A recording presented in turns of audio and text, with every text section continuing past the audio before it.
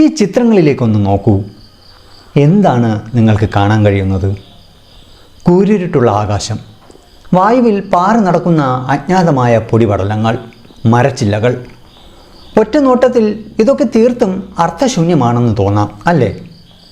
എന്നാൽ പനാമയിലെ കൊടുങ്കാട്ടിൽ കാണാതായ 2 യുവതികളുടെ ക്യാമറകളിൽ പതിഞ്ഞ അവസാന ചിത്രങ്ങളാണിതെന്ന് പറഞ്ഞാലോ? ഇപ്പോൾ ഈ ചിത്രങ്ങൾ വെറും സാധാരണമായി നിങ്ങൾക്ക് തോന്നുന്നില്ല, അല്ലേ? ഈ ചിത്രങ്ങളിലേക്ക് കൂടി ഒന്ന് സൂക്ഷിച്ചു നോക്കൂ. കൂർത്ത പാറക്കെട്ടുകൾ, ഒരു ചെറിയ മരക്കൊമ്പിൽ കെട്ടിവച്ചിരിക്കുന്ന കവറുകൾ, ഒരു യുവതിയുടെ തലയുടെ പിൻഭാഗം. എന്തായിരിക്കാം അവർ ഇതിലൂടെ പറയാൻ ശ്രമിച്ചത്? കൊടുങ്കാട്ടിൽ കാണാതായ ആ യുവതികളുടെ ക്യാമറകളിൽ പതിഞ്ഞ ആ രാത്രി ചിത്രങ്ങളുടെ അർത്ഥം എന്താകാം? 2014 മധ്യ അമേരിക്കയിലെ പനാമ സന്ദർശിക്കാൻ വന്ന 2 പെൺകുട്ടികൾ എൽ പിയാനിസ്റ്റ എന്ന കാനന പാതയിലൂടെ കാൽനട യാത്രക്കിടെ കാണാതായതാണ്. പിന്നീട് കണ്ടെത്തിയത് അവർ ഉപയോഗിച്ചിരുന്ന അവരുടെ വ്യക്തിഗത സാധനങ്ങളും ഒടുവിൽ അവരുടെ അസ്ഥികളും മാത്രമാണ്. കേൾക്കുന്നവരുടെ ഉറക്കം കെടുത്തുന്ന ഒരു സസ്പെൻസ് ത്രില്ലർ സിനിമയെ വെല്ലുന്ന യഥാർത്ഥ ഒരു തിരോധാന കേസാണിത്. ഈ ഇരുണ്ട കാട്ടിൽ ശരിക്കും അന്നവർക്ക് എന്താണ് സംഭവിച്ചത്? നമുക്കിന്ന് ഈ ടെല്ലിംഗ് ഹിസ്റ്ററിലൂടെ പനാമയിലെ കൊടുങ്കാട്ടിൽ കാണാതായ ലിസാൻ ഫ്രൂൺ, ക്രിസ് ക്രെമേഴ്സ് എന്നീ 2 പെൺകുട്ടികളെക്കുറിച്ച് പറഞ്ഞുകൊണ്ട് തന്നെ ഈ കഥ തുടങ്ങാം. 22 വയസ്സുകാരിയായ ലിസാൻ ഫ്രൂൺ ബുദ്ധിമതിയും ചിന്താശേഷിയുള്ളവളും ശാന്തപ്രകൃതക്കാരിയുമായിരുന്നു. യാത്രകളോട് അതിയായ ആഗ്രഹം മനസ്സിലുണ്ടായിരുന്നുവെങ്കിലും ഇൻട്രോവെർട്ട് സ്വഭാവമുള്ളതിനാൽ അതിനൊന്നും മുതിർന്നിട്ടുണ്ടായിരുന്നില്ല. യൂറോപ്പിന് പുറത്തേക്ക് ഒരിക്കൽ പോലും യാത്ര ചെയ്യാത്ത ആ ഡച്ച് യുവതി തൻ്റെ സുരക്ഷിതമായ ചുറ്റുപാടുകളിൽ ഒതുങ്ങിക്കഴിയുന്നവളായിരുന്നു. എന്നാൽ ഇതിൽ നിന്നെല്ലാം നേരെ വ്യത്യസ്തമായിരുന്നു ക്രിസ് ക്രെമേഴ്സ് എന്ന 21കാരി. അവൾ വളരെ പെട്ടെന്ന് ആളുകളുമായി ഇടപഴകുന്ന പ്രകൃതക്കാരിയായിരുന്നു.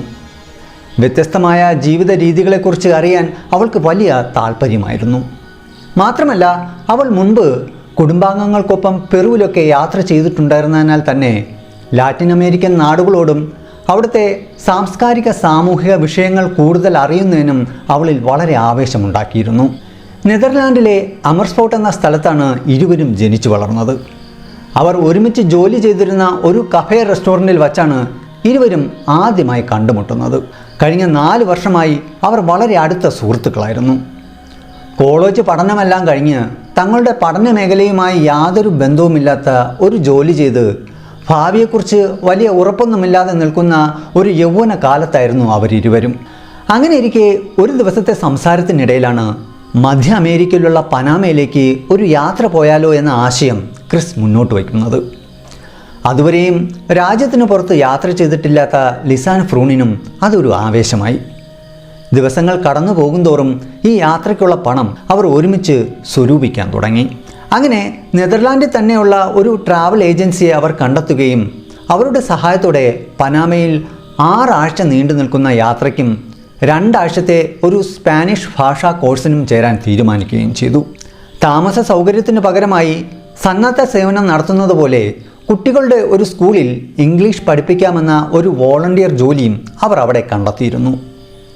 പുതിയൊരു സംസ്കാരത്തിൽ മുഴുകാനും ആ രാജ്യത്തെക്കുറിച്ച് പഠിക്കാനും ആ പ്രദേശം പരിവേഷണം ചെയ്യാനും അവധിക്കാലം വിനിയോഗിക്കാനായിരുന്നു അവർ പദ്ധതിയിട്ടിരുന്നത്.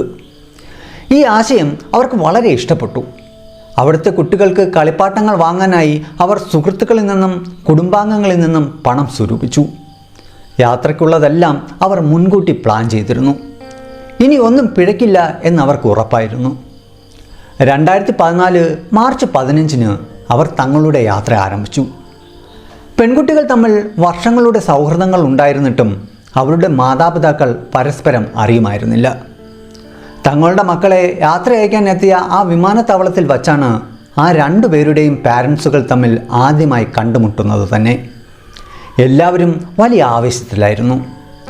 യാത്രയിലെ ഓരോ ദിവസത്തെയും വിശേഷങ്ങൾ കുറിച്ചു വയ്ക്കാൻ പെൺകുട്ടികൾ ഡയറികളും ചിത്രങ്ങളെടുക്കാൻ ക്യാമറയും എല്ലാം കരുതിയിരുന്നു. അങ്ങനെ അവരുടെ വിമാനം പറന്നുയർന്നു. പനാമയിലെ ബൊക്കാസ് ഡെൽ ടൊറോ എന്ന ഒരു ദ്വീപായിരുന്നു അവരുടെ ആദ്യ ലക്ഷ്യസ്ഥാനം. പനാമയിലാകെ ചുറ്റി സഞ്ചരിക്കുന്നതിന് അല്പമെങ്കിലും സ്പാനിഷ് അറിഞ്ഞിരിക്കേണ്ടത് അത്യാവശ്യമാണ്. മാത്രമല്ല, പുതിയൊരു ഭാഷ പഠിക്കുന്നതിലും അവർക്ക് വലിയ താല്പര്യമുണ്ടായിരുന്നു. അവർ ഈ ദ്വീപിലെ സ്പാനിഷ് ബൈ ദ സീ എന്ന ഒരു സ്കൂൾ ഹോസ്റ്റലിൽ താമസിച്ചുകൊണ്ട് 2 ആഴ്ചക്കാലം അവർ സ്പാനിഷ് പഠിക്കാൻ തീരുമാനിച്ചു. സ്പാനിഷ് ഭാഷയെക്കുറിച്ച് യാതൊരു അറിവുമില്ലാതിരുന്നതിനാൽ അവർക്ക് തുടക്കത്തിൽ കുറച്ച് ബുദ്ധിമുട്ടുകൾ നേരിടേണ്ടി വന്നു. എന്നാൽ വൈകാതെ അവർ അവിടുത്തെ ഹോസ്റ്റലിലുള്ളവരുമായി സൗഹൃദത്തിലായി. പ്രത്യേകിച്ച് സ്പാനിഷ് പഠിക്കുന്നതിനായി അതേ ഹോസ്റ്റലിൽ നിന്നിരുന്ന 2 ഡച്ച് പൗരന്മാരുമായി. ഭാഷാ ബുദ്ധിമുട്ടില്ലാതെ സംസാരിക്കാൻ കഴിയുന്ന തങ്ങളുടെ രാജ്യത്തിലെ തന്നെ പൗരന്മാരെ അവിടെ വച്ച് കണ്ടുമുട്ടിയതിൽ ഈ പെൺകുട്ടികൾ വളരെ സന്തോഷത്തിലായിരുന്നു. അവരുമൊത്ത് കഫേകളിലും റെസ്റ്റോറൻറ്റുകളിലും ബീച്ചുകളിലും പോകുന്നതിനുമെല്ലാം അവർ സമയം കണ്ടെത്തി. ഇതെല്ലാം പെൺകുട്ടികൾ തങ്ങളുടെ ഡയറികളിൽ വ്യക്തമായി കുറിച്ചു വയ്ക്കുകയും ചെയ്തു. പുതിയ സ്ഥലത്തെ ഭക്ഷണരീതിയിൽ നിന്നുണ്ടായ മാറ്റം കൊണ്ടാകാം ഇരുവർക്കും വയറിന് ചില അസ്വസ്ഥതകൾ ഉണ്ടായിരുന്നതായി അവർ ഡയറിയിൽ സൂചിപ്പിച്ചിരുന്നു. അങ്ങനെ ബൊക്കാസ് ഡെൽ ടോറോ എന്ന ആ ദ്വീപിൽ സ്പാനിഷ് പഠിച്ചും ബോട്ടിൽ ദ്വീപുകൾ ചുറ്റിക്കണ്ടും പ്രശസ്തമായ ബീച്ചുകൾ സന്ദർശിച്ചും സ്നോർക്കലിംഗ് ചെയ്തും അവർ ഏകദേശം 2 ആഴ്ചത്തോളം ചിലവഴിച്ചു. മാർച്ച് 29-ന് അവർ പനാമയിലെ തന്നെ തങ്ങളുടെ അടുത്ത ലക്ഷ്യസ്ഥാനമായ ബൊക്കറ്റയിലേക്ക് തിരിച്ചു. അവിടെയാണ് അവർക്ക് സന്നദ്ധ സേവനത്തിൻ്റെ ഭാഗമായി കുട്ടികളെ ഇംഗ്ലീഷ് പഠിപ്പിക്കേണ്ടിയിരുന്നത്. അവർ സ്പാനിഷ് പഠിച്ചിരുന്ന ബൊക്കാസ് ഡെൽ ടെറോ എന്ന ആ ദ്വീപിലെ സ്പാനിഷ് ബൈ ദ റിവർ എന്ന സ്ഥാപനത്തിൻ്റെ തന്നെ മറ്റൊരു പുതിയൊരു സ്കൂളായിരുന്നു അത്. ഒരു തദ്ദേശീയ കുടുംബത്തോടൊപ്പം, അതായത് ഒരു ഹോം സ്റ്റേയിൽ താമസിച്ച് അവിടുത്തെ പ്രാദേശിക സംസ്കാരം അടുത്തറിയുക എന്നതും അവരുടെ ലക്ഷ്യമായിരുന്നു. അങ്ങനെ അവർ ഏതാണ്ട് 55 കിലോമീറ്റർ യാത്ര ചെയ്ത് മാർച്ച് 29-ാം തീയതി ശനിയാഴ്ച ബൊക്കറ്റയിലെ സ്കൂളിലെത്തി. അവിടെ വച്ച് തങ്ങൾക്ക് താമസിക്കാൻ സൗകര്യമൊരുക്കിയ വീടിൻ്റെ ചുമതലയുള്ള മറിയം എന്ന സ്ത്രീയെ അവർ കണ്ടുമുട്ടി. യാത്രയുടെ ക്ഷീണം കാരണം ആദ്യ ദിവസം ഒന്ന് വിശ്രമിക്കാൻ മാത്രമാണ് അവർ ആഗ്രഹിച്ചത്. എങ്കിലും അവർ വളരെ സന്തോഷത്തിലായിരുന്നു. മറിയം വളരെ സ്നേഹത്തോടെയാണ് അവരോട് ഇടപഴകിയത്. അങ്ങനെ അവർ തങ്ങളുടെ പുതിയ താമസ സ്ഥലത്തേക്ക് മാറി. അവർക്ക് താമസിക്കാൻ ലഭിച്ച മുറിക്ക് നേരെ തെരുവിലേക്ക് തുറക്കുന്ന ഒരു വാതിലുണ്ടായിരുന്നു. അതുകൊണ്ട് തന്നെ മുറിയിലേക്ക് കടക്കാൻ വീടിൻ്റെ പ്രധാന വാതിലിലൂടെ പോകേണ്ട ആവശ്യമുണ്ടായിരുന്നില്ല. കഴിഞ്ഞ 6 വർഷമായി ഈ കുടുംബം വിദേശ വിദ്യാർത്ഥികൾക്ക് താമസിക്കാനുള്ള സൗകര്യം നൽകി വരുന്നവരാണ്. അതിനാൽ അതിഥികളുടെ സ്വകാര്യത ഉറപ്പുവരുത്തുന്ന രീതിയിലുള്ള ക്രമീകരണങ്ങളെല്ലാം അവിടെ ചെയ്തിട്ടുണ്ടായിരുന്നു. ഈ പെൺകുട്ടികൾ വളരെ ശാന്തപ്രകൃതരും എല്ലാവരോടും ബഹുമാനത്തോടെ പെരുമാറുന്നവരുമായിരുന്നു. പുതിയ താമസ സ്ഥലത്തെത്തിയ അവർ വീട്ടുടമയായ മറിയവുമായും ചുരുങ്ങിയ സമയം കൊണ്ട് തന്നെ നല്ല സൗഹൃദത്തിലായി. എന്തായാലും യാത്രാക്ഷീണത്തിൽ അന്നത്തെ രാത്രി അവർ അവരുടെ പുതിയ താമസ സ്ഥലത്ത് സുഖമായി ഉറങ്ങി. പിറ്റേ ദിവസം മാർച്ച് 30 ഞായറാഴ്ച അവർ ഉറക്കമുണർന്നത് മനോഹരമായ ഒരു പർവ്വത പട്ടണമായ ബൊക്കറ്റയിലെ തണുത്ത കാലാവസ്ഥ ആസ്വദിച്ചുകൊണ്ടാണ്. പ്രഭാത ഭക്ഷണം കഴിച്ചതിന് ശേഷം അവർ നഗരം ചുറ്റിക്കാണാനായി ഇറങ്ങി. ഒരു പ്രാദേശിക റെസ്റ്റോറൻറ്റിൽ നിന്നും ഉച്ചഭക്ഷണവും കഴിച്ച് പല സ്ഥലങ്ങളും ചുറ്റിക്കറങ്ങി കുറേയധികം ചിത്രങ്ങളും പകർത്തി ഇരുട്ടുന്നതിന് മുമ്പായി അവർ വീട്ടിൽ തിരിച്ചെത്തി. അന്ന് രാത്രി തങ്ങൾക്കൊപ്പമുള്ള ആതിഥേയ കുടുംബത്തോടൊപ്പമാണ് അവർ അത്താഴം കഴിച്ചത്. ആ ദിവസവും കടന്നുപോയി. പിറ്റേ ദിവസം മാർച്ച് 31 തിങ്കളാഴ്ച അവിടുത്തെ കുട്ടികളുടെ സ്കൂളിൽ വോളണ്ടിയർമാരായി അവർ ജോലി ആരംഭിക്കേണ്ട ആദ്യ ദിവസമായിരുന്നു അത്. അവർ താമസിക്കുന്ന വീട്ടിന് ഏതാണ്ട് അടുത്ത് തന്നെയായിരുന്നു ആ സ്കൂൾ സ്ഥിതി ചെയ്യുന്നത്. അവരുടെ യാത്രയുടെ ബാക്കി 4 ആഴ്ചകളും സന്നദ്ധ സേവനമെന്ന പോലെ അവിടുത്തെ സ്കൂളിലെ കുട്ടികളെ ഇംഗ്ലീഷ് പഠിപ്പിക്കുന്ന വോളണ്ടിയർ ജോലി ചെയ്യാനായിരുന്നു അവർ പദ്ധതിയിട്ടിരുന്നത്. എന്നാൽ സ്കൂളിലെത്തിയപ്പോഴാണ് തങ്ങളുടെ പേരുകൾ അവിടെ രജിസ്റ്റർ ചെയ്തിട്ടില്ല എന്ന വിവരം അവർ അറിയുന്നത്. നെതർലാൻഡിലെ ട്രാവൽ ഏജൻസിയാണ് തങ്ങൾക്ക് എല്ലാ കാര്യങ്ങളും ഏർപ്പാടാക്കിയതെന്നും എല്ലാം ശരിയാണെന്ന് കാണിച്ച് അവർക്ക് ഇമെയിൽ ലഭിച്ചിരുന്നു എന്നും പെൺകുട്ടികൾ അധികൃതരോട് വിശദീകരിച്ചു.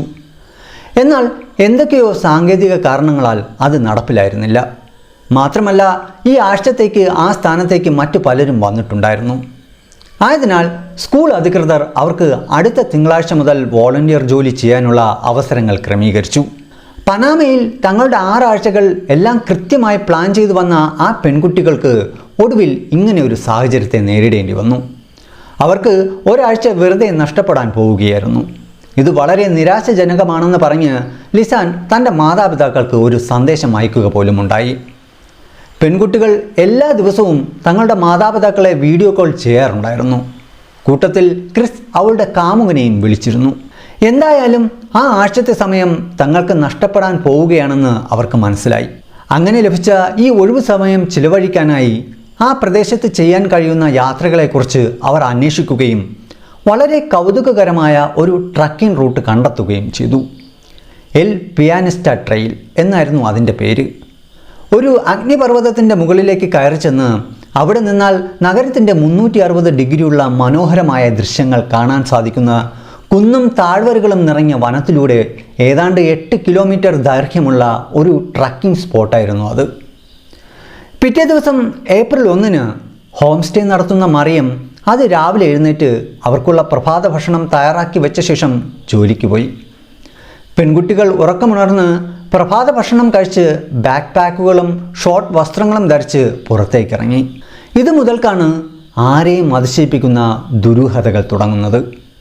അന്ന് എൽ പിയാനിസ്റ്റ എന്ന പർവ്വത കാനന പാതയിൽ ട്രക്കിംഗ് ചെയ്യുക എന്നതായിരുന്നു ആ 2 പെൺകുട്ടികളുടെയും ഉദ്ദേശം. എന്നാൽ പിന്നീട് അവരെ കണ്ടു എന്ന് പറയപ്പെടുന്നവരുടെ മൊഴികളുടെ സമയം ആരെയും കുഴപ്പത്തിലാക്കുന്ന തരത്തിൽ വളരെ വ്യത്യസ്തമായിരുന്നു. ഏകദേശം 10 മണിയോടെ അവർ അവിടെ നിന്നും ഇറങ്ങുന്നത് കണ്ടതായി സ്കൂളിൽ ജോലി ചെയ്യുന്ന ഒരാൾ പറയുന്നുണ്ട്. അവർ നിന്നിരുന്ന സ്ഥലത്ത് നിന്ന് ഏകദേശം 5 കിലോമീറ്റർ അകലെയായിരുന്നു ട്രക്കിംഗ് തുടങ്ങുന്ന സ്ഥലം. അതിനാൽ അവർ ഒരു ടാക്സി വിളിച്ചു. ഉച്ചയ്ക്ക് 1:30 സ്കൂളിനടുത്ത് നിന്നും അവരെ വാഹനത്തിൽ കയറ്റിയെന്നും 1:45 ട്രക്കിംഗ് ചെയ്യേണ്ട എൽ പിയാനിസ്റ്റ ട്രെയിനിൻ്റെ പ്രവേശന കവാടത്തിൽ എത്തിയെന്നും ടാക്സി ഡ്രൈവർ പിന്നീട് മൊഴി നൽകി. എന്നാൽ ഈ സമയം വിശ്വസിക്കാൻ കഴിയാത്തവണ്ണം വൈരുദ്ധ്യമാണെന്ന് പിന്നീട് കണ്ടെത്തി. ആ പ്രദേശത്തെ ഏറ്റവും പ്രശസ്തമായ വിനോദസഞ്ചാര കേന്ദ്രങ്ങളിലൊന്നാണ് എൽ പിയാനിസ്റ്റ. ഏകദേശം 8 കിലോമീറ്റർ നീളമുള്ള ഈ പാത ശരാശരി കാഠിന്യമുള്ള ഒന്നായാണ് കണക്കാക്കപ്പെടുന്നത്. കാലാവസ്ഥയ്ക്കനുസരിച്ച് മേഘങ്ങളും മഴയുമൊക്കെ ഈ പാതയെ മൂടാൻ സാധ്യതയുണ്ട്. അങ്ങനെ വന്നാൽ വഴിയിൽ ചെളിയും വഴുക്കലും ഉണ്ടായി യാത്ര കൂടുതൽ ദുഷ്കരമാകും.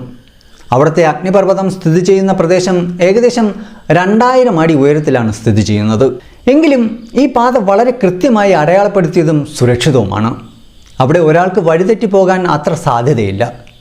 കാൽ വഴുതി വീണ് കൈകാലുകൾ ഒടിയാൻ സാധ്യതയുള്ള അപകടകരമായ സ്ഥലങ്ങളൊന്നും തന്നെ ഈ വഴിയിൽ ഇല്ലതാനും.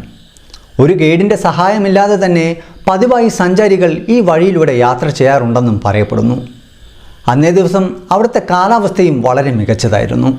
എന്നാൽ ഈ യാത്രാ വഴിയിൽ പുറമേ കാണാൻ കഴിയാത്ത ചില രഹസ്യ വെള്ളച്ചാട്ടങ്ങളുണ്ട്. അവിടേക്ക് എത്തിച്ചേരണമെങ്കിൽ ഒരു ഗൈഡ് കൂടെ ഉണ്ടാകേണ്ടത് വളരെ അത്യാവശ്യമാണ്. കാരണം ഈ സ്ഥലങ്ങളിലെത്താൻ ട്രക്കിംഗ് പാതയിൽ നിന്നും മാറി ഉൾവനങ്ങളിലേക്ക് കടക്കേണ്ടതുണ്ട്. ഈ യാത്രയിലെ മറ്റൊരു കൗതുകകരമായ കാര്യം എന്തെന്നാൽ ഇത്തരത്തിലുള്ള വഴികൾ കടന്നു പോകുന്നത് അവിടുത്തെ താമസക്കാരുടെ വീടുകൾക്കിടയിലൂടെയാണ് എന്നതാണ്. യാത്രക്കാർ യഥാർത്ഥത്തിൽ അവരുടെ വീടുകളുടെ പിൻമുറ്റത്തു കൂടിയാണ് നടക്കേണ്ടത്. എന്തായാലും എൽ പിയാനിസ്റ്റ എന്ന പ്രദേശത്ത് ട്രക്കിംഗ് ചെയ്യുന്നതിനായി ടാക്സിയിൽ അവിടെ എത്തിയ ക്രിസും ലിസാനും ട്രക്കിംഗ് തുടങ്ങുന്നതിന് മുന്നേയായി അവിടുത്തെ ട്രെയിൽ ഹെഡിൽ സ്ഥിതി ചെയ്യുന്ന എൽ പിയാനിസ്റ്റ എന്ന് തന്നെ പേരുള്ള ഒരു റെസ്റ്റോറൻറ്റിൽ കയറിയെന്നും ആ റെസ്റ്റോറൻറ്റ് ഉടമയുടെ ബ്ലൂ എന്ന് പേരിട്ടിരിക്കുന്ന നായ അവരുമായി നല്ല സൗഹൃദം കാണിക്കുകയും അവർ ട്രക്കിംഗ് തുടങ്ങിയപ്പോൾ അവർക്കൊപ്പം ഒരു വഴികാട്ടി എന്നോണം ആ നായ കൂടെ പോയി എന്നും പറയപ്പെടുന്നു. എന്നാൽ ഏറെ വൈകി ആ നായ മാത്രം തിരികെ വന്നു. ആ പെൺകുട്ടികളുടെ ദുരൂഹമായ കാണാതാകൽ അവിടെ മുതലാണ് തുടങ്ങുന്നത്. എന്നാൽ വൈകുന്നേരം 3:30 ക്ഷീണിച്ച് വിയർപ്പൊലിപ്പിച്ച് 2 പെൺകുട്ടികൾ തിരികെ വരുന്നത് ചിലർ കണ്ടിരുന്നു. അവിടുത്തെ മറ്റൊരു ഇറ്റാലിയൻ റെസ്റ്റോറൻ്റ് ഉടമ പറയുന്നത് അവർ എവിടെ നിന്നാണ് താമസ സ്ഥലത്തേക്ക് തിരികെ പോകാനുള്ള ബസ് കിട്ടുക എന്ന് ചോദിച്ചിരുന്നു എന്നാണ്. അവിടെ അടുത്തുള്ള ഒരു ഹോസ്റ്റലിൽ നിന്നുള്ള മറ്റൊരാൾ പറയുന്നത് അവരുമായി സംസാരിച്ചിരുന്നുവെന്നും അവർ നഗരത്തിലേക്ക് മടങ്ങാൻ ശ്രമിക്കുകയായിരുന്നു എന്നാണ്. എന്നാൽ ഇതേ ഇറ്റാലിയൻ റെസ്റ്റോറൻറ്റിലെ ജീവനക്കാരൻ പറയുന്നത് അവർ വൈകുന്നേരം 3 മണിയോടെയാണ് ട്രക്കിംഗ് ആരംഭിക്കാൻ പോയതെന്നാണ്. അങ്ങനെ പലരും ആ വൈകുന്നേരം അവരെ അവിടെ വച്ച് കണ്ടതായി പറയുന്നുണ്ട്. ചിലർ അവർ അങ്ങോട്ട് പോകുന്നു എന്ന് പറയുമ്പോൾ മറ്റു ചിലർ അവർ തിരിച്ചു വരുന്നു എന്നാണ് പറയുന്നത്. ആകപ്പാടെ പൊരുത്തക്കേടുള്ള മൊഴികളായിരുന്നു അവയെല്ലാം. എന്തായാലും അന്ന് രാത്രി അവർ വീട്ടിലേക്ക് മടങ്ങിയെത്തിയില്ല. മറിയം ഈ കാര്യം ശ്രദ്ധിച്ചിരുന്നുവെങ്കിലും അവൾക്ക് വലിയ ആശങ്കയൊന്നും തോന്നിയിരുന്നില്ല. കാരണം അവർ വിദേശത്ത് നിന്നെത്തിയ വിദ്യാർത്ഥിനികളാണ്. ഇപ്പോൾ ഇവിടെ എത്തിയതേയുള്ളൂ. ഈ പ്രദേശമൊക്കെ ഒന്ന് ചുറ്റി കാണുകയായിരിക്കാം. ചിലപ്പോൾ ഇന്ന് രാത്രി ഇവിടെ തന്നെ തിരികെ വന്ന് തങ്ങണമെന്നില്ല. നാട് കാണാൻ ഇറങ്ങിയതല്ലേ, മാത്രമല്ല അവർ പ്രായപൂർത്തിയായവരുമായിരുന്നു. ഇതിൽ കൂടുതലൊന്നും മറിയത്തിന് ചെയ്യാനും ഉണ്ടായിരുന്നില്ല. എല്ലാം സാധാരണ പോലെ നടക്കുന്നുവെന്ന് വിശ്വസിച്ച് അവൾ ഉറങ്ങാൻ പോയി. പിറ്റേന്ന് ഏപ്രിൽ 2 പ്രഭാത ഭക്ഷണം കഴിച്ച ശേഷം മറിയം ജോലിക്ക് പോയി. പെൺകുട്ടികൾക്ക് അന്ന് മറ്റൊരു യാത്ര നേരത്തെ തന്നെ ഷെഡ്യൂൾ ചെയ്തിട്ടുണ്ടായിരുന്നു.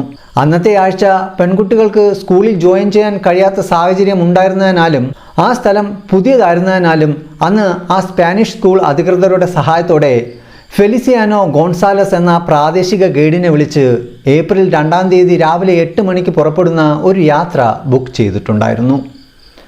ടൂറിസ്റ്റ് മേഖലയുമായി ബന്ധപ്പെട്ട് ആ പ്രദേശത്ത് വളരെ പ്രശസ്തനായ ഒരാളായിരുന്നു അദ്ദേഹം. അന്ന് 58 വയസ്സുണ്ടായിരുന്ന അദ്ദേഹത്തിന് ഗൈഡായി 14 വർഷത്തെ പ്രവൃത്തി പരിചയമുണ്ടായിരുന്നു. രാവിലെ 8:30 പെൺകുട്ടികൾ വരാത്തതോടെ ഗൈഡ് ഫെലിസിയാനോ കാറിൽ നിന്നിറങ്ങി ലാംഗ്വേജ് സ്കൂളിലേക്ക് പോയി. അവിടെ ഉണ്ടായിരുന്ന റിസപ്ഷനിസ്റ്റ് ഐലിനോട് പെൺകുട്ടികൾ യാത്ര റദ്ദാക്കിയിരുന്നോ എന്ന് അദ്ദേഹം ചോദിച്ചു. എന്നാൽ അവൾക്ക് അതിനെക്കുറിച്ച് യാതൊരു വിവരവും ഉണ്ടായിരുന്നില്ല. ഒരുപക്ഷെ അവർ വരാൻ വൈകുന്നതാകുമെന്നും അവർ താമസിക്കുന്ന സ്ഥലം സ്കൂളിൻ്റെ തൊട്ടു പിന്നിലായതിനാൽ അവിടെ ചെന്ന് നോക്കാമെന്നും ഐലീൻ നിർദ്ദേശിച്ചു. അങ്ങനെ അവർ ഇരുവരും ചേർന്ന് പെൺകുട്ടികൾ താമസിക്കുന്ന സ്ഥലത്തേക്ക് പോയി. അവർ വാതിലിൽ മുട്ടുനോക്കിയെങ്കിലും യാതൊരു അനക്കവും ഉണ്ടായിരുന്നില്ല. ഐലീൻ്റെ കൈവശം വീട്ടുടമസ്ഥയായ മറിയത്തിൻ്റെ ഫോൺ നമ്പർ ഉണ്ടായിരുന്നു. അവൾ മറിയത്തെ വിളിച്ച് കാര്യങ്ങൾ വിശദീകരിച്ചു. ആ പെൺകുട്ടികൾക്ക് താമസിക്കാൻ കൊടുത്തിരുന്ന മുറിയുടെ ഒരു സ്പെയർ താക്കോൽ ചെടിത്തോട്ടത്തിൽ എവിടെയാണ് വച്ചിരിക്കുന്നതെന്ന് പറഞ്ഞു കൊടുത്ത മറിയം അതുപയോഗിച്ച് മുറിക്കുള്ളിൽ കയറാൻ അവർക്ക് അനുമതി നൽകി. അവർ ആ താക്കോലെടുത്ത് വാതിൽ തുറന്നു. എന്നാൽ പെൺകുട്ടികൾ അവിടെ ഉണ്ടായിരുന്നില്ല. എന്തോ പന്തികേടുണ്ടെന്ന് മനസ്സിലാക്കിയ ഗൈഡ് ഫെലിസിയാനോ പോലീസിനെ വിവരമറിയിക്കാൻ തന്നെ തീരുമാനിച്ചു. പോലീസ് സ്ഥലത്തെത്തി ചില വിവരങ്ങൾ കുറിച്ചെടുത്ത ശേഷം മടങ്ങിപ്പോയി. വൈകുന്നേരം 5 മണിയായിട്ടും പെൺകുട്ടികൾ തിരിച്ചെത്താതിരുന്നതിനാൽ അവരുടെ ഫോൺ നമ്പർ സ്കൂളിൽ കൊടുത്തിരിക്കുന്ന രേഖകളിൽ നിന്നും കണ്ടെത്താൻ സ്കൂൾ റിസപ്ഷനിസ്റ്റായ ഐലീൻ തീരുമാനിക്കുന്നു. ലിസാൻ നൽകിയിരിക്കുന്ന ഒരു കോണ്ടാക്റ്റ് നമ്പർ അവൾക്ക് ലഭിച്ചു. ആ നമ്പറിലേക്ക് വിളിച്ച് അവൾ ഹലോ ലിസാൻ എന്ന് പറഞ്ഞപ്പോൾ മറുതലയ്ക്ക് നിന്നുള്ള ശബ്ദം ഇങ്ങനെയായിരുന്നു: ലിസാൻ പനാമയിലാണ്. ഇതാരാണ് സംസാരിക്കുന്നത്? ഇത് കേട്ട് ഐലീൻ ഓ ക്ഷമിക്കണം എന്ന് പറഞ്ഞുകൊണ്ട് ഫോൺ കട്ട് ചെയ്തു. ലിസാൻ്റെ അമ്മ ഡെന്നി ആയിരുന്നു ആ ഫോൺ കോൾ എടുത്തിരുന്നത്. കഴിഞ്ഞ 2 ദിവസമായി മകളിൽ നിന്നും യാതൊരു വിവരവും ലഭിക്കാതിരുന്നതിനാൽ അവർ വലിയ ആശങ്കയിലായിരുന്നു. മറ്റൊരു രാജ്യത്തു നിന്നുള്ള ഈ ഫോൺ കോൾ വരുമ്പോൾ നെതർലാൻഡിൽ അപ്പോൾ ഏതാണ്ട് അർദ്ധരാത്രിയായിരുന്നു. ഉടൻ തന്നെ അവർ ആ നമ്പറിലേക്ക് തിരിച്ചു വിളിക്കാൻ തീരുമാനിച്ചു. അവർ വിളിച്ചപ്പോൾ ഐലീൻ ഫോൺ എടുക്കുകയും കാര്യങ്ങളെല്ലാം അവരോട് വിശദീകരിക്കുകയും ചെയ്തു. ലിസാൻ്റെ മാതാപിതാക്കൾ ഉടനെ തന്നെ ക്രിസിൻ്റെ മാതാപിതാക്കളെ വിളിച്ച് ഈ വിവരം അറിയിച്ചു. ഇതിനോടൊപ്പം തന്നെ ഗൈഡ് ഫെലിസിയാനോയും ഐലീനും പ്രാദേശിക സ്റ്റേറ്റ് പോലീസിനെ സമീപിച്ച് പെൺകുട്ടികളെ കാണാനില്ലെന്ന പരാതി ഔദ്യോഗികമായി നൽകി. തൊട്ടടുത്ത ദിവസം, അതായത് ഏപ്രിൽ 3 പനാമയിലെ ദേശീയ സിവിൽ പ്രൊട്ടക്ഷൻ സിസ്റ്റമായ സിനോപ്രോക്കിൻ്റെ ആസ്ഥാനത്ത് ചെന്നും ഗൈഡ് ഫെലിസിയാനോ പെൺകുട്ടികളുടെ തിരോധാനത്തെക്കുറിച്ച് റിപ്പോർട്ട് ചെയ്തു. തുടർന്ന് മുനിസിപ്പാലിറ്റിയിലുള്ള മറ്റൊരു ഓഫീസിലും അദ്ദേഹം വിവരമറിയിച്ചു. പനാമയിലെ പോലീസ് കേസ് അന്വേഷിക്കാൻ തുടങ്ങുകയും പെൺകുട്ടികളുടെ അവസാനത്തെ നീക്കങ്ങൾ കണ്ടെത്താനായി സാക്ഷികളാകാൻ സാധ്യതയുള്ളവരുമായി സംസാരിക്കുകയും ചെയ്തു. സ്കൂളിലെ കമ്പ്യൂട്ടറിൽ ട്രെക്കിൻ പാതകളെക്കുറിച്ച് അവർ തിരഞ്ഞതായി പോലീസ് കണ്ടെത്തി. തുടർന്ന് സ്കൂളിനടുത്തു നിന്ന് അവരെ കയറ്റിയ ടാക്സി ഡ്രൈവറെ കണ്ടെത്തുകയും ക്രിസും ലിസാനും അവസാനമായി എത്തിയിരുന്ന റെസ്റ്റോറൻറ്റിലെ ജീവനക്കാരുമായി സംസാരിക്കുകയും ചെയ്തു. ഒടുവിൽ പെൺകുട്ടികൾക്ക് വനത്തിനുള്ളിൽ വഴിതെറ്റിയതാകാമെന്ന നിഗമനത്തിൽ പോലീസ് കാട്ടിനുള്ളിൽ തിരച്ചിൽ ആരംഭിച്ചു. ഈ തിരച്ചിൽ നടപടികൾ നേരിട്ട് മനസ്സിലാക്കുന്നതിനായി ലിസാൻ്റെ സഹോദരനും ഒരു അമ്മാവനും ഒരു കുടുംബ സുഹൃത്തും പനാമയിലേക്ക് തിരിച്ചു. തങ്ങളുടെ വിശ്വസ്തരായ ആളുകൾ സഹായത്തിനായി അങ്ങോട്ട് പോകുന്നുണ്ടെന്നറിഞ്ഞ ക്രിസിൻ്റെ മാതാപിതാക്കൾ അന്വേഷണ ഉദ്യോഗസ്ഥർ കാര്യങ്ങൾ നീക്കുന്നുണ്ടല്ലോ എന്ന് കരുതി പെട്ടെന്ന് തന്നെ അവിടേക്ക് പോകേണ്ടതില്ലെന്ന് തീരുമാനിച്ചു. അവിടുത്തെ കാര്യങ്ങൾ ലിസാൻ്റെ ബന്ധുക്കൾ വഴി അറിയുകയും ചെയ്യാം. മറ്റൊരു രാജ്യത്തിലായതിനാൽ പെൺകുട്ടികൾ എവിടെയോ വഴിതെറ്റി പോയിട്ടുണ്ടാകാം എന്ന് നിസ്സാരമായിട്ടായിരുന്നു ക്രിസിൻ്റെ മാതാപിതാക്കൾ കരുതിയിരുന്നത്. എന്നാൽ ദിവസങ്ങൾ കടന്നു പോകുന്തോറും യാതൊരു വിവരവും ലഭിക്കാത്തതോടെ കാര്യം ഗൗരവമുള്ളതാണെന്ന് മനസ്സിലാക്കി ഏതാണ്ട് 2 ആഴ്ചയ്ക്ക് ശേഷം അവരും പനാമയിലേക്ക് പുറപ്പെട്ടു.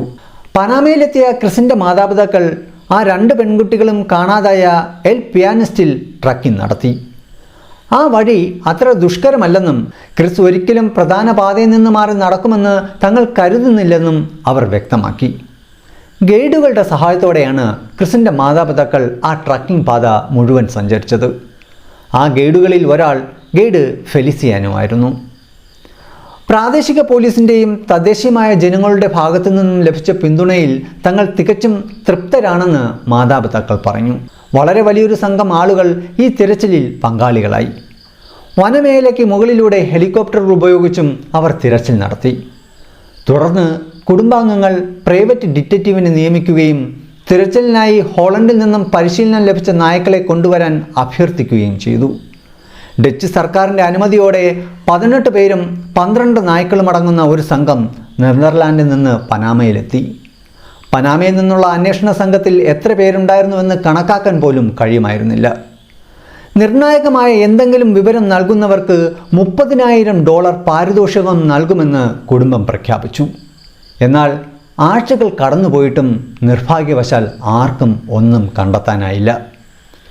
മെയ് മാസത്തിൻ്റെ അവസാനത്തോടെ ഗൈഡ് ഫെലിസിയാനോ നൽകിയ ഒരു അഭിമുഖത്തിൽ അദ്ദേഹം ശ്രദ്ധേയമായ ഒരു കാര്യം ചൂണ്ടിക്കാട്ടി. ഇത്രയും വ്യാപകമായ തിരച്ചിലുകൾ നടന്നിട്ടും ക്രിസിനെയും ലിസാനെയും കണ്ടെത്താൻ കഴിയാത്തത് അസ്വാഭാവികമാണെന്ന് അദ്ദേഹം പറഞ്ഞു. അവർ വഴിതെറ്റിപ്പോയതോ പരിക്കേറ്റ് എവിടെയെങ്കിലും കുടുങ്ങിയതോ അല്ലെങ്കിൽ അതിലും മോശമായ എന്തെങ്കിലും സംഭവിച്ചതോ ആയിരുന്നെങ്കിൽ പോലും അതിൻ്റെ എന്തെങ്കിലും തെളിവുകളോ അവശിഷ്ടങ്ങളോ ഇതിനോടകം കണ്ടെത്തപ്പെട്ടേനെ. അതിനാൽ ആ പ്രദേശത്ത് അവർ വഴിതെറ്റി പോവുകയോ അപകടത്തിൽപ്പെടുകയോ ചെയ്തിട്ടുണ്ടാകാം എന്ന നിഗമനത്തിൽ തനിക്ക് വിശ്വസിക്കാൻ കഴിയില്ലെന്നും ഫെലിസിയാനോ അഭിപ്രായപ്പെട്ടു. 2 മാസങ്ങൾക്ക് ശേഷം ജൂൺ 3-ന് ഡച്ച് പോലീസ് പനാമയിലെ തങ്ങളുടെ തിരച്ചിൽ അവസാനിപ്പിച്ചു. ജീവനോടെയോ അല്ലാതെയോ ആളുകളെ കണ്ടെത്താൻ വൈദഗ്ധ്യമുള്ള തങ്ങളുടെ സംഘം ആ പ്രദേശം മുഴുവൻ അരിച്ചു പെറുക്കിയിട്ടും ഒന്നും കണ്ടെത്താനായില്ലെന്നും അതിനാൽ ആ പെൺകുട്ടികൾ അവിടെ ഉണ്ടാകാനുള്ള സാധ്യത വളരെ കുറവാണെന്നും അവർ വ്യക്തമാക്കി. കുടുംബത്തിന് അപ്പോഴും യാതൊരു ഉത്തരവും ലഭിച്ചിരുന്നില്ല. അവർക്ക് എന്താണ് സംഭവിച്ചതിനെക്കുറിച്ച് ആർക്കും ഒരു ഊഹവുമില്ലായിരുന്നു.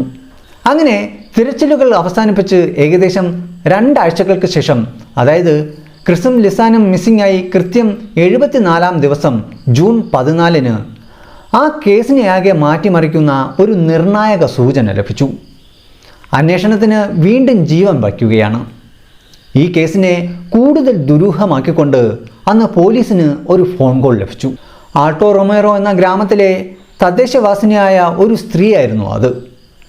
തങ്ങൾ താമസിക്കുന്ന ആൾട്ടോ റൊമേറോ എന്ന ഗ്രാമത്തിനടുത്തുള്ള കുലേബ്ര നദിയുടെ തീരത്ത് നിന്ന് ലിസാൻ്റെ ബാക്ക് പാക്ക് തനിക്ക് ലഭിച്ചു എന്നായിരുന്നു ആ സ്ത്രീ പറഞ്ഞത്. ഇതിനോടൊപ്പം ഒരു കാര്യം കൂടി അവൾ ഉറപ്പിച്ചു പറഞ്ഞു. തലേ ദിവസം ആ ബാക്ക് പാക്ക് അവിടെ ഉണ്ടായിരുന്നില്ല എന്ന്. നദിയിലൂടെ ഒഴുകി വന്നതാകാം ആ ബാഗ് എന്നാണ് എല്ലാവരും ആദ്യം കരുതിയത്. എന്നാൽ ആ ബാക്ക് പാക്കിൻ്റെ അവസ്ഥ മറ്റെന്തൊക്കെയോ ആണ് സൂചിപ്പിച്ചത്. അത് വെള്ളം കയറാത്ത വാട്ടർ പ്രൂഫ് തരം ബാഗൊന്നും ആയിരുന്നില്ല, തികച്ചും സാധാരണമായ ഒന്ന്. 10 ആഴ്ചകളോളം വെയിലും കനത്ത മഴയും കാട്ടിലെ ഈർപ്പവും നേരിട്ടതോ അതല്ലെങ്കിൽ നദിയിലൂടെ ഒഴുകി വന്നതോ ആയിരുന്നുവെങ്കിൽ അതിന് കുറഞ്ഞ പക്ഷം നനവിൻ്റെയോ കേടുപാടുകളുടെയോ ലക്ഷണമെങ്കിലും ഉണ്ടാകേണ്ടതായിരുന്നു. എന്നാൽ അത്ഭുതകരമെന്ന് പറയട്ടെ, ആ ബാഗ് തീർത്തും ഉണങ്ങി യാതൊരു കേടുപാടുമില്ലാതെ വളരെ വൃത്തിയുള്ളതായിരുന്നു. അതിനുള്ളിൽ പെൺകുട്ടികളുടെ പല സാധനങ്ങളും ഭദ്രമായി ഇരിപ്പുണ്ടായിരുന്നു. ഇതെല്ലാം വളരെ വിചിത്രമായി തോന്നിയെങ്കിലും ആ ബാഗ് ലഭിച്ച സ്ഥലമാണ് എല്ലാവരെയും കൂടുതൽ ഞെട്ടിപ്പിച്ചത്. പെൺകുട്ടികൾ പെയ്ഡ് ഗസ്റ്റായി താമസിച്ചിരുന്ന ബൊക്കറ്റ് എന്ന പ്രദേശത്ത് നിന്ന് 17 കിലോമീറ്ററും എൽ പിയാനിസ്റ്റ എന്ന ട്രക്കിംഗ് സ്പോട്ടിൻ്റെ തുടക്കത്തിൽ നിന്ന് 8 കിലോമീറ്ററും അകലെയായിരുന്നു ആ സ്ഥലം. അവിടേക്ക് എത്തിച്ചേരുക എന്നത് വളരെ ദുഷ്കരമാണ്. പരിചയസമ്പന്നനായ ഒരു ട്രക്കർക്ക് പോലും അവിടെ എത്താൻ കുറഞ്ഞത് 14 മണിക്കൂർ കാൽനടയായി സഞ്ചരിക്കണം. ആ പ്രദേശത്തെക്കുറിച്ച് അറിയാത്ത ഒരാളാണെങ്കിൽ അവിടെ എത്താൻ ദിവസങ്ങൾ തന്നെ എടുത്തേക്കാം. ആ ബാഗിനുള്ളിൽ നിന്ന് ലഭിച്ച വസ്തുക്കൾ 2 മൊബൈൽ ഫോണുകൾ, ഒരു ഡിജിറ്റൽ ക്യാമറ, ലിസാൻ്റെ പാസ്പോർട്ട്, 2 ബ്രാകൾ, 2 കണ്ണടകൾ, $83. അതിലുണ്ടായിരുന്ന മൊബൈൽ ഫോണും ക്യാമറകളും കേടുകൂടാതെ പ്രവർത്തിക്കുന്നുണ്ടായിരുന്നു. അവൻ വെള്ളം കയറി നശിച്ചു പോയിട്ടില്ല എന്ന് ഇതിൽ നിന്ന് വ്യക്തമാണ്. ബാഗിനുള്ളിലെ സാധനങ്ങളെല്ലാം വളരെ കൃത്യമായി അടുക്കി വെച്ച നിലയിലായിരുന്നു. എല്ലാം വളരെ കൃത്യമായി ഓർഗനൈസ് ചെയ്തിരുന്നു. എന്നാൽ പോലീസിൻ്റെ പക്കൽ എത്തുന്നതിന് മുമ്പ് തന്നെ ആ ബാഗ് പലരുടെയും കൈകളിലൂടെ കടന്നുപോയിരുന്നു. ആ ബാഗിൽ നിന്നും സാധനങ്ങളിൽ നിന്നുമായി 31 വ്യത്യസ്ത വിരലടയാളങ്ങളാണ് പോലീസ് കണ്ടെത്തിയത്. ബാക്ക് പാക്കിൽ നിന്ന് 13 വിരലടയാളങ്ങൾ, മൊബൈൽ ഫോണിൽ നിന്നും ക്യാമറയിൽ നിന്നുമായി 12 വിരലടയാളങ്ങൾ, ബ്രാകളിൽ നിന്ന് 6 വിരലടയാളങ്ങൾ. എന്നാൽ വിശ്വസിച്ചാലും ഇല്ലെങ്കിലും ഇത്രയധികം വിരലടയാളങ്ങൾ ലഭിച്ചിട്ടും അവയൊന്നും തന്നെ ആരുടേതാണെന്ന് തിരിച്ചറിയാൻ പോലീസിന് സാധിച്ചില്ല. ഈ പുതിയ തെളിവുകളുടെ അടിസ്ഥാനത്തിൽ ആ പ്രദേശത്ത് തിരച്ചിൽ നടത്താനായി അവർ പുതിയ സംഘത്തെ നിയോഗിച്ചു. ആ സംഘത്തിൽ ഗൈഡ് ഫെലിസിയാനോയും ഉണ്ടായിരുന്നു. അവർ കുലേബ്ര നദിക്കരകൾ കേന്ദ്രീകരിച്ച് തിരച്ചിൽ ഊർജിതമാക്കി. അങ്ങനെ ജൂൺ 19 ഗൈഡ് ഫെലിസിയാനോയും അവിടുത്തെ പ്രാദേശികവാസികളും ചേർന്ന് കുലേബ്ര നദിയുടെ തീരത്ത് നിന്നായി കുറച്ച് കാര്യങ്ങൾ കണ്ടെത്തി. ഒരു ജോഡി ഡെനിം ഷോർട്സ്, 2 വ്യത്യസ്ത ഷൂസുകൾ, പിന്നെ കുറച്ച് അസ്ഥികളുടെ അവശിഷ്ടങ്ങളും. ലഭിച്ച ആ ഷോർട്സ് ക്രിസിൻ്റേതായിരുന്നു. ഇതിലെ ദുരൂഹത എന്തെന്നാൽ ബാക്ക് പാക്ക് കണ്ടെത്തിയ സ്ഥലത്ത് നിന്ന് 14 മണിക്കൂർ നടന്നാലെത്തുന്ന ദൂരത്തായിരുന്നു അത് കിടന്നിരുന്നത്. ഈ ഷോർട്സ് ഒരു പാറയുടെ മുകളിൽ മടക്കി വച്ചിരുന്ന നിലയിലായിരുന്നു എന്ന് ചിലർ പറയുന്നു. എന്നാൽ അത് വെള്ളത്തിൽ ഒഴുകി നടക്കുകയായിരുന്നു എന്ന് മറ്റു ചിലർ പറയുന്നു. തിരച്ചിൽ നടത്തുന്നവരുടെ ഭാഗത്തു നിന്നുണ്ടായ വീഴ്ചകൾ കാരണം തെളിവുകൾ ലഭിച്ചപ്പോൾ തന്നെ അവർ അതെല്ലാം കൈകൊണ്ട് എടുക്കുകയും ശാസ്ത്രീയമായ രീതിയിൽ തെളിവുകൾ ശേഖരിക്കാതിരിക്കുകയും ചെയ്തു. അതുകൊണ്ട് തന്നെ ഈ വിഷയത്തിൽ പരസ്പര വിരുദ്ധമായ നിരവധി വിവരങ്ങളാണ് പിന്നീട് പുറത്തു വന്നത്. ബാക്ക് പാക്കും ഷൂസും ലഭിച്ച ആൾട്ടോ റൊമാറോ എന്ന പ്രദേശത്തിന് സമീപത്തുള്ള ഒരു മരത്തിനു പിന്നിൽ നിന്നാണ് അസ്ഥികൾ കണ്ടെത്തിയത്. അവിടെ നിന്നും ഒരു ബൂട്ടും അവർക്ക് ലഭിച്ചു. എന്നാൽ ആ ബൂട്ടിനുള്ളിൽ ഷോക്സിട്ട നിലയിൽ ഒരു മനുഷ്യ കാൽപാദമുണ്ടായിരുന്നു. വിദഗ്ധ പരിശോധനയിൽ ആ പാദത്തിലെ മുറിവ് വളരെ വ്യക്തമായ ക്ലീൻ കട്ടാണെന്ന് കണ്ടെത്തി. അതിൽ രക്തമില്ലായിരുന്നു. ഏതെങ്കിലും ആയുധം ഉപയോഗിച്ച് മുറിച്ചതിൻ്റെയോ മൃഗങ്ങൾ കടിച്ചതിൻ്റെയോ പാടുകളോ ഉണ്ടായിരുന്നില്ല. അത് ശരീരത്തിൽ നിന്ന് തനിയെ വേർപെട്ടു പോയതുപോലെയാണ് കാണപ്പെട്ടത്.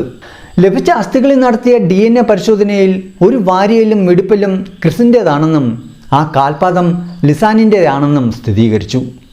ജൂൺ 20 പെൺകുട്ടികളുടെ മാതാപിതാക്കൾ ഒരു പത്രക്കുറിപ്പിലൂടെ തങ്ങളുടെ മക്കൾ ഇനി ജീവിച്ചിരിപ്പില്ലെന്ന് ലോകത്തെ അറിയിച്ചു. പിന്നീട് ഓഗസ്റ്റ് 29 തിരച്ചിൽ സംഘത്തിന് കുറച്ചുകൂടി അസ്ഥികൾ ലഭിച്ചു. കാലിലെ തുടയലും അതിന് താഴെയുള്ള അസ്ഥിയും കൂടാതെ ഒരു ചെറിയ പന്ത് പോലെ ഉരുട്ടിവെച്ച നിലയിൽ കുറച്ച് ചർമ്മഭാഗങ്ങളും. ഇതെല്ലാം ലിസാൻ്റേതായിരുന്നു. ഇതിലെ ഏറ്റവും വിചിത്രമായ ഒരു കാര്യമെന്തെന്നാൽ പരിശോധനയിൽ ഇതെല്ലാം അഴുകി തുടങ്ങുന്ന പ്രാഥമിക ഘട്ടത്തിൽ മാത്രമായിരുന്നു എന്നതാണ്. പകുതി കേടുകൂടാതെ ഇരുന്നതും DNA സാമ്പിളുകൾക്കായി ശേഖരിക്കാനെടുത്ത ശരീരഭാഗങ്ങൾ മറ്റാരോ ബോധപൂർവം അവിടെ കൊണ്ടുവന്ന് വച്ചതാകാമെന്നാണ് പത്തോളജികൾ സംശയിച്ചത്. കാരണം അവർക്ക് ലഭിച്ച അസ്ഥികൾ പലതും വ്യത്യസ്തമായ അഴുകൽ പ്രക്രിയയിലായിരുന്നുവെന്ന് പത്തോളജിസ്റ്റുകൾ വ്യക്തമായി പറഞ്ഞു.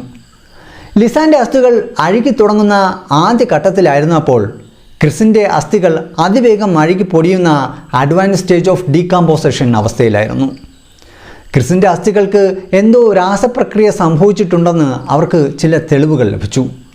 എന്നാൽ അത് അവിടുത്തെ മണ്ണിൻ്റെ പ്രത്യേകത കൊണ്ടോ അതോ അതിൽ മറ്റാരെങ്കിലും ഇടപെടലുകൾ നടത്തിയിട്ടുണ്ടോ എന്ന് തിരിച്ചറിയാൻ അവർക്ക് കഴിഞ്ഞില്ല. കുമ്മായം അഥവാ കാൽസ്യം ഓക്സൈഡ് ഉപയോഗിച്ചാകാം ഈ ശരീരഭാഗങ്ങൾ വേർപെടുത്തിയതെന്ന സാധ്യതയും പോലീസ് പരിശോധിച്ചു. കുമ്മായത്തിന് അസ്ഥികളെ ദ്രവിപ്പിക്കാനുള്ള കഴിവുണ്ടെന്നും കാൽസ്യം ഓക്സൈഡ് ഉപയോഗിച്ച് മൃതദേഹം മൂടുമ്പോൾ ശരീരഭാഗങ്ങൾ തനിയെ വേർപെടാൻ സാധ്യതയുണ്ടെന്നും അവർ കണ്ടെത്തിയിരുന്നു. കൂടാതെ ക്രിസിൻ്റെ വാരിയലിൽ നിന്നും ഫോസ്ഫറസിൻ്റെ സാന്നിധ്യവും കണ്ടെത്തിയിരുന്നു. എന്നാൽ അസ്ഥികൾ ലഭിച്ച സ്ഥലത്തെ മണ്ണ് അഗ്നിപർവ്വത സ്വഭാവമുള്ളതായിരുന്നില്ല. അതിനാൽ ഈ ശരീരങ്ങളിൽ ഏതെങ്കിലും തരത്തിലുള്ള രാസവളങ്ങളോ രാസവസ്തുക്കളോ ഉപയോഗിച്ചിരുന്നിരിക്കാം എന്നതിലേക്കാണ് ഇതിൽ വിരൽ ചൂണ്ടിയത്. തുടർന്ന് ഈ കേസിനെ കൂടുതൽ ദുരൂഹമാക്കിക്കൊണ്ട് മൊബൈൽ ഫോണുകളുടെയും ക്യാമറകളുടെയും പരിശോധനാ റിപ്പോർട്ടുകളും പുറത്തു വന്നു. പെൺകുട്ടികളെ കാണാതായ ദിവസങ്ങളിലെ ഫോൺ കോൾ വിവരങ്ങളും കാണാതായ തീയതിക്ക് ശേഷം ക്യാമറകളിൽ പകർത്തിയ നിരവധി ചിത്രങ്ങളുമായിരുന്നു അതിലുണ്ടായിരുന്നത്. ആദ്യം നമുക്ക് മൊബൈൽ ഫോണിൽ നിന്നുള്ള വിവരങ്ങൾ പരിശോധിക്കാം. ഏപ്രിൽ 1 വൈകുന്നേരം 4:39 ക്രിസിൻ്റെ ഫോണിൽ നിന്ന് ഒരു എമർജൻസി നമ്പർ ഡയൽ ചെയ്യാൻ ശ്രമം നടത്തിയിട്ടുണ്ട്. കൃത്യം 12 മിനിറ്റുകൾക്ക് ശേഷം 4:51 ലിസാൻ്റെ ഫോണിൽ നിന്നും സമാനമായ ഒരു ശ്രമം നടന്നു. 2 പേരുടെ ഫോണുകളിൽ നിന്നും 112 എന്ന നമ്പറിലേക്കാണ് വിളിക്കാൻ ശ്രമിച്ചത്. നെതർലാൻഡിലെ എമർജൻസി നമ്പറാണ് 112. എന്നാൽ പനാമയിലെ എമർജൻസി നമ്പർ 911 ആണ്. ഇതിനുശേഷം ആ ഫോണുകൾ സ്വിച്ച് ഓഫ് ആവുകയാണ് ചെയ്തത്. തുടർന്ന് 14 മണിക്കൂറുകളോളം ആ ഫോണുകൾ സ്വിച്ച് ഓഫ് ആയ നിലയിലായിരുന്നു. പിറ്റേ ദിവസം ഏപ്രിൽ 2 രാവിലെ 6:58 ലിസാൻ്റെ ഫോണിൽ നിന്ന് വീണ്ടും 112ലേക്ക് വിളിക്കാൻ ശ്രമിക്കുന്നു. എന്നാൽ 36 സെക്കൻഡുകൾക്ക് ശേഷം അത് കട്ടായിപ്പോയി. പിന്നീട് 8:14 ക്രിസിൻ്റെ ഐഫോണിൽ നിന്ന് 112ലേക്ക് വിളിപോയി. 10:53 ലിസാൻ്റെ ഫോണിൽ നിന്ന് 112ലേക്കും 911ലേക്കും വിളിക്കാൻ ശ്രമം നടത്തിയിട്ടുണ്ട്. ഒടുവിൽ അന്ന് ഉച്ചയ്ക്ക് 1:53 ലിസാൻ്റെ ഫോണിൽ നിന്ന് അവസാനമായി 112ലേക്ക് ഡയൽ ചെയ്തു. അതിനുശേഷം ഫോണുകൾ വീണ്ടും സ്വിച്ച് ഓഫായി. ഏപ്രിൽ 3 രാവിലെ 9:33 ക്രിസിൻ്റെ ഫോണിൽ നിന്ന് 911ലേക്ക് തുടർച്ചയായി വിളിക്കുന്നുണ്ട്. അന്നേ ദിവസം ലിസാൻ്റെ ഫോൺ പലതവണ ഓൺ ആവുകയും ഓഫ് ആവുകയും ചെയ്തതായി കാണാം. ഒരുപക്ഷെ സിഗ്നൽ ലഭിക്കുന്നുണ്ടോ എന്ന് പരിശോധിക്കാനായിരിക്കാം അങ്ങനെ ചെയ്തത്. ഏപ്രിൽ 4 2 ഫോണുകളിൽ നിന്നും കോളുകളൊന്നും തന്നെ പോയിട്ടില്ല. ക്രിസിൻ്റെ ഫോൺ ചില സമയങ്ങളിൽ ഓൺ ചെയ്തിരുന്നുവെങ്കിലും ലിസാൻ്റെ ഫോൺ ആ ദിവസം മുഴുവൻ സ്വിച്ച് ഓഫ് ആയിരുന്നു. ഏപ്രിൽ 5 പുലർച്ചെ 5 മണിക്ക് ലിസാൻ്റെ ഫോൺ ഓണാകുന്നുണ്ടെങ്കിലും ബാറ്ററി ഇല്ലാത്തതിനാൽ അത് ഉടനെ തന്നെ ഓഫായിപ്പോയി. അതിനുശേഷം ആ ഫോണിൽ യാതൊരു രേഖകളുമില്ല. എന്നാൽ ക്രിസിൻ്റെ ഐഫോണിൽ അപ്പോഴും കുറച്ച് ബാറ്ററി അവശേഷിക്കുന്നു. അത് പലതവണ ഓൺ ആവുകയും ഓഫ് ആവുകയും ചെയ്യുന്നുണ്ടെങ്കിലും എമർജൻസി കോളുകൾ ഒന്നും തന്നെ ചെയ്യുന്നില്ല. എന്നാൽ അന്ന് ഉച്ചയ്ക്ക് 1:37 ഫോൺ ഓൺ ചെയ്തതിന് ശേഷം ആരോ തെറ്റായ പാസ്വേഡ് നൽകി പിൻ അൺലോക്ക് ചെയ്യാൻ ശ്രമിക്കുന്നതായി കണ്ടെത്തി. അതിനുശേഷം നിരവധി തവണ തെറ്റായ പാസ്വേഡ് നൽകി ആ ഫോൺ തുറക്കാനുള്ള ശ്രമങ്ങൾ നടക്കുന്നുണ്ട്. ഏപ്രിൽ 5 മുതൽ ഏപ്രിൽ 11 രാവിലെ 10:51 വരെ 77 തവണയാണ് ആ ഫോൺ തുറക്കാനായി തെറ്റായ പാസ്വേഡുകൾ നൽകിയിട്ടുള്ളതെന്ന് വിദഗ്ധർ റിപ്പോർട്ട് ചെയ്തു. ഇനി ഡിജിറ്റൽ ക്യാമറയിൽ നിന്ന് ലഭിച്ച ചിത്രങ്ങളുടെ വിവരങ്ങൾ നോക്കാം. ഇവിടെയാണ് ആദ്യത്തെ വലിയൊരു വൈരുദ്ധ്യം അന്വേഷണ ഉദ്യോഗസ്ഥരെ കുഴപ്പത്തിലാക്കുന്നത്. വൈകുന്നേരമാണ് പെൺകുട്ടികൾ ട്രക്കിംഗ് ആരംഭിച്ചതെന്ന് നിരവധി സാക്ഷികൾ പറഞ്ഞിരുന്നു. എന്നാൽ ക്യാമറയിലെ ചിത്രങ്ങൾ പ്രകാരം അവർ രാവിലെ 11 മണിക്ക് തന്നെ യാത്ര തുടങ്ങി ഉച്ചയ്ക്ക് 1 മണിയോടെ മലമുകളിൽ എത്തിയതായി കാണാം. ക്യാമറയിൽ രേഖപ്പെടുത്തിയിരിക്കുന്ന ഡച്ച് സമയത്തെ പനാമയിലെ സമയവുമായി കണക്കുകൂട്ടിയാണ് അവർ ഇത് സ്ഥിരീകരിച്ചത്. സാക്ഷികൾ പറഞ്ഞതിന് നേരെ വിരുദ്ധമായിരുന്നു ഈ കണ്ടെത്തൽ. അന്നത്തെ കാലാവസ്ഥ യാത്രയ്ക്ക് വളരെ അനുകൂലമായിരുന്നുവെന്ന് ആ ചിത്രങ്ങളിൽ നിന്നും തന്നെ വ്യക്തമാണ്. വളരെ സന്തോഷത്തോടെ പരസ്പരം ചിത്രങ്ങളെടുത്തും മലമുകളിൽ വച്ച് സെൽഫികൾ എടുത്തുമൊക്കെയാണ് അവർ ആ സമയം ചിലവഴിച്ചിരിക്കുന്നത്. എന്നാൽ മലമുകളിൽ എത്തിയ ശേഷം അവർ തിരികെ പോകുന്നതിന് പകരം അവർ വീണ്ടും ആ കാട്ടുപാതയിലൂടെ മുന്നോട്ട് പോകുന്നതാണ് തുടർന്നുള്ള ചിത്രങ്ങളിൽ കാണാൻ സാധിക്കുന്നത്. ആ പ്രദേശത്തുള്ള രഹസ്യ വെള്ളച്ചാട്ടങ്ങൾ തേടി അവർ പോയതാകാമെന്നും ആ യാത്രയിലാകാം അവർക്ക് കാട്ടിനുള്ളിൽ വഴിതെറ്റിയതെന്നും ഭൂരിഭാഗം ആളുകളും വിശ്വസിക്കുന്നു. അവർ തിരികെ വരികയാണെന്ന് കരുതി ആ പുതിയ വഴിയിലൂടെ നടന്നതാകാമെന്നും അങ്ങനെ അവർക്ക് വഴിതെറ്റിയതാകാമെന്നും വിശ്വസിക്കുന്നവരുമുണ്ട്. എന്നാൽ നമുക്ക് ഉറപ്പുള്ള ഒരു കാര്യം, പ്രധാന പാതയുടെ ഭാഗമല്ലാത്ത ഒരു ചെറിയ അരുവിയുടെ അടുത്തേക്ക് വരെ അവർ യാത്ര തുടർന്നിരുന്നു എന്നതാണ്. അവസാനത്തെ ചില ചിത്രങ്ങളിൽ ക്രിസിൻ്റെ മുഖത്ത് എന്തോ ഭയമോ ബുദ്ധിമുട്ടോ ഉള്ളതായി കാണാം. ഈ ചിത്രങ്ങളെല്ലാം പകർത്തിയിരിക്കുന്നത് അവർ ട്രക്കിങ്ങിനായി പുറപ്പെട്ട ഏപ്രിൽ 1 അതിനുശേഷം ഏപ്രിൽ 7 വരെ ക്യാമറയിൽ മറ്റ് യാതൊരു വിവരങ്ങളുമില്ല. എന്നാൽ ഏപ്രിൽ 8 പുലർച്ചെ 1 മണിക്കും 4 മണിക്കും ഇടയിലായി ഏകദേശം 2 മിനിറ്റ് ഇടവേളകളിൽ 90-ലധികം ചിത്രങ്ങൾ ഈ ക്യാമറയിൽ നിന്നും എടുത്തിട്ടുണ്ട്. കാടും മരച്ചില്ലുകളും പ്ലാസ്റ്റിക് കവറുകളും പാറകളും മണ്ണുകളുമായിരുന്നു ആ ചിത്രങ്ങളിൽ. അതിലൊരു ചിത്രത്തിൽ ക്രിസിൻ്റെ തലയുടെ പിൻഭാഗത്തെ മുടി വ്യക്തമായി കാണാമായിരുന്നു. ഒറ്റനോട്ടത്തിൽ യാതൊരു അർത്ഥവുമില്ലാത്ത, ഫോട്ടോയ്ക്ക് വേണ്ടിയല്ലാത്ത വെറും ക്ലിക്കിംഗ് ചിത്രങ്ങളായിരുന്നു അവ. വഴി ഓർമ്മിച്ച് വയ്ക്കാനോ അല്ലെങ്കിൽ ഇരുട്ടിൽ ക്യാമറയുടെ ഫ്ലാഷ് ഉപയോഗിച്ച് വെളിച്ചം കാണാനോ ആയിരിക്കാം അവരങ്ങനെ ചെയ്തതെന്ന് ആളുകൾ കരുതുന്നു. എന്നാൽ കാണാതായിട്ട് 8ാമത്തെ ദിവസമാണ് ഈ ഫോട്ടോകൾ എടുത്തിരിക്കുന്നത്. ഇവിടെ നമ്മൾ ഓർക്കേണ്ട മറ്റൊരു കാര്യം, ആ ദിവസങ്ങളിൽ അവർക്കായുള്ള തിരച്ചിലുകൾ നടക്കുന്നുണ്ടായിരുന്നു. ക്യാമറയിലെ ഫോട്ടോകളിൽ നിന്നും അന്വേഷണ സംഘം കണ്ടെത്തിയ മറ്റൊരു പ്രധാനപ്പെട്ട കാര്യം, ഏപ്രിൽ 1 വരെ അവർ എടുത്ത ചിത്രങ്ങളെല്ലാം കൃത്യമായ ക്രമത്തിലായിരുന്നു എന്നതാണ്. അതിലെ അവസാന ചിത്രത്തിൻ്റെ നമ്പർ 508. എന്നാൽ ഏപ്രിൽ 8 ഇരുട്ടിലെടുത്ത ചിത്രങ്ങൾ തുടങ്ങുന്നത് 510 എന്ന നമ്പറിലാണ്. അതായത് അതിനിടയിലുള്ള 509 എന്ന നമ്പറിലുള്ള ചിത്രം അതിൽ നിന്നും ഡിലീറ്റ് ചെയ്യപ്പെട്ടിരിക്കുന്നു. ഇവിടെ വളരെ പ്രധാനപ്പെട്ട ഒരു കാര്യം നമ്മൾ മനസ്സിലാക്കേണ്ടതുണ്ട്. ഇത്തരം ഡിജിറ്റൽ ഉപകരണങ്ങൾ, പ്രത്യേകിച്ചും ക്യാമറ, എപ്പോഴും ഒരു ക്രമം പാലിക്കാറുണ്ട്. ഉദാഹരണം പറയുകയാണെങ്കിൽ, നിങ്ങൾ ക്രമ നമ്പർ 509 ചിത്രമെടുത്തു, അത് അപ്പോൾ തന്നെ ഡിലീറ്റ് ചെയ്തു എന്ന് കരുതുക. എങ്കിൽ നിങ്ങൾ അടുത്തായി എടുക്കുന്ന ചിത്രത്തിൻ്റെ ക്രമ നമ്പർ 509 തന്നെയായിരിക്കും തുടങ്ങുന്നത്. എന്നാൽ കുറേയധികം ചിത്രങ്ങൾ തുടർച്ചയായി എടുത്തതിന് ശേഷം അതിൽ നിന്നും പഴയ ഒരെണ്ണം ഡിലീറ്റ് ചെയ്താൽ ആ നമ്പറിലുള്ള ചിത്രം അവിടെ ഇല്ലാതാകും. ഇവിടെ സംഭവിച്ചിരിക്കുന്നതും അതുതന്നെയാണ്. ഏപ്രിൽ 1-നും 8-നും ഇടയിലായി എടുത്ത ആ ചിത്രം പുലർച്ചെ എടുത്ത ആ 90 ചിത്രങ്ങൾക്ക് ശേഷമാണ് ഡിലീറ്റ് ചെയ്യപ്പെട്ടതെന്ന് നമുക്ക് ഉറപ്പിക്കാം. മറ്റൊരു നിർണായകമായ കാര്യം കൂടി വിദഗ്ധർ ചൂണ്ടിക്കാട്ടുന്നുണ്ട്. ക്യാമറയിൽ നിന്ന് നേരിട്ട് ഡിലീറ്റ് ചെയ്ത ചിത്രങ്ങൾ ഡാറ്റ റീകവറി സോഫ്റ്റ്വെയറുകൾ ഉപയോഗിച്ച് വീണ്ടെടുക്കാൻ സാധിക്കും. 509 എന്ന ചിത്രം വീണ്ടെടുക്കാൻ അവർ പരമാവധി ശ്രമിച്ചുവെങ്കിലും അവർക്ക് കഴിഞ്ഞില്ല.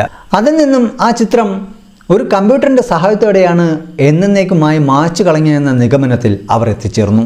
എന്തായാലും സംശയാസ്പദമായ തെളിവുകളുടെ പിന്നാലെ പോകാതെ പനാമയിൽ നിന്നുള്ള അന്വേഷണ റിപ്പോർട്ടിൻ്റെ അടിസ്ഥാനത്തിൽ പെൺകുട്ടികൾക്ക് കാട്ടിൽ വെച്ച് വഴിതെറ്റിയെന്നും പരിക്കേറ്റ് അവർക്ക് ഏതെങ്കിലും തരത്തിലുള്ള മാരകമായ അപകടം സംഭവിച്ചേക്കാമെന്നുമാണ് ഹോളണ്ടിൻ്റെ ഔദ്യോഗിക വിശദീകരണം. പെൺകുട്ടികൾ അപകടകരമായ ഒരു പാലത്തിലെത്തിയെന്നും അവിടെ നിന്നും താഴേക്ക് വീണ് അവർക്ക് മരണം സംഭവിച്ചുവെന്നും അതിൽ മറ്റാർക്കും പങ്കില്ലെന്നുമാണ് പനാമ അന്വേഷണ സംഘം സമർപ്പിച്ച റിപ്പോർട്ടിൽ പറയുന്നത്. എന്നാൽ ക്രിസിൻ്റെ കുടുംബം ഈ വാദം അംഗീകരിക്കാൻ തയ്യാറായില്ല. ശരീരഭാഗങ്ങൾ പലയിടങ്ങളിൽ നിന്നായി കണ്ടെത്തിയതാണ് ഇതിന് പ്രധാന കാരണം. ഇതിൽ മറ്റൊരാൾക്ക് കൂടി പങ്കുണ്ടെന്ന് അവർ ഉറച്ചു വിശ്വസിച്ചു.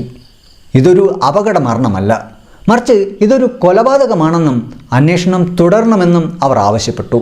എന്നാൽ ലിസാൻ്റെ കുടുംബം പോലീസിൻ്റെ ഈ ഔദ്യോഗിക ഭാഷ്യം അംഗീകരിക്കുകയാണ് ചെയ്തത്. തങ്ങളെ ഇത്രയധികം വേദനിപ്പിക്കുന്ന ഈ ദുരിതത്തെക്കുറിച്ച് ഇനിയും ചിന്തിച്ച് നീറാൻ അവർക്ക് കഴിയുമായിരുന്നില്ല എന്നതുകൊണ്ടാകാം അവർ അങ്ങനെ ചെയ്തത്.